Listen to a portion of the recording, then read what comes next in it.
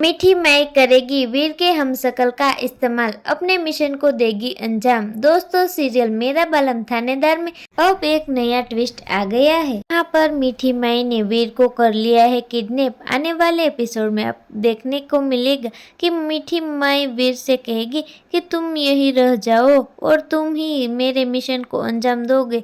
वीर भड़क जाता है। वीर कहता है कि कभी मैं तो तुम्हारे मिशन को कामयाब नहीं होने दूंगा। मीठी माई वीर पर हंसने लगती और फिर से लगा देती है वीर पर इंजेक्शन। वीर हो जाता है बेहोश।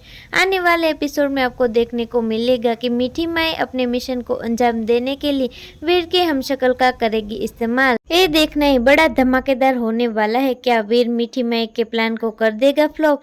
क्या वीर को बचाने आएगी बुलबुल? वीर बुलबुल मिलकर मीठी माई को सिखाएंगे सबक और कर देंगे सबके सामने एक्सपोज। तो दोस्तों, आपको क्या लगता है? आगे की अपडेट जानने के लिए जुड़े रहे हमारे साथ हमारी चैनल माय टॉपिक में।